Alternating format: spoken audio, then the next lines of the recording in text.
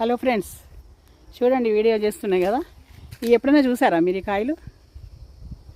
అంటే తెలుసు, చాలామందికి తెలియదని కాదు. ఏంటంటే దీన్ని పంపర్ పనాస అంటారు. పంపర్ పనాస రెండు చెట్లు ఉన్నాయండి మా దగ్గర. ఇవి ఈ ఒక్క గుత్తు 3 కాయలు ఉన్నాయి.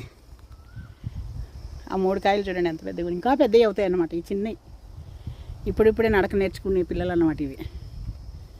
ఇంకొంచెం పెద్దగా అయితే స్కూల్కి వెళ్తాయి. ఎంత బాగున్నాయి కదా. ఇవి 3 కాయలు ఉన్నాయి దీనికి.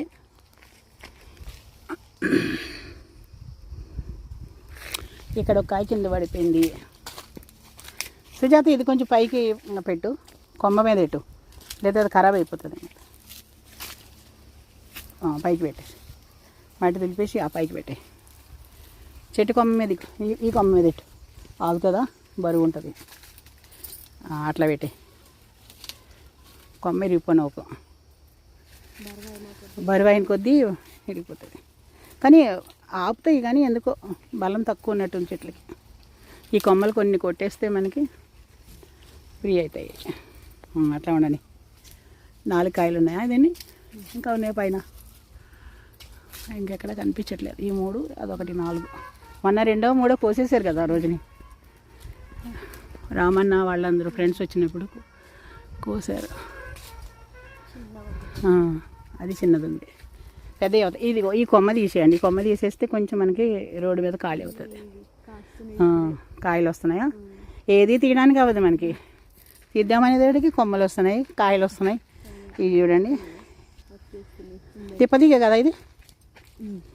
అబ్బా, ఎర్రగా ఉన్నాయి చూడండి తిప్పతిక్కాయలు. ఎర్రగా రెడ్ కలర్లో ఉన్నాయి. తిప్పతీగ ఎంత బాగున్నాయి కదా. తింటారా ఇవి? తింటారంట, నేను విన్నా. ఎందుకు ఆయుర్వేదం ఇది ఆకు తింటారు కదా. రోజు షుగర్ ఉన్న వాళ్ళు ఒక ఆకు తింటానంట.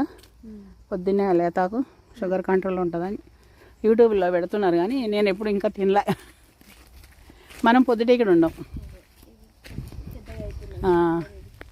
ఇది ఇక రేగిపళ్ళు కూడా వస్తున్నాయి చూడండి, పెద్ద గంగ రేగిపళ్ళు. కాశ్మీర్ రేగిపళ్ళు కూడా అంటారు వీటిని. ఇవన్నీ మెయింటైన్ చేయాలి. అవి ఇప్పుడు కటింగ్ చేయించాలి. ఇవన్నీ చాలా పని ఉంది. ఇవన్నీ అవే కాయలు.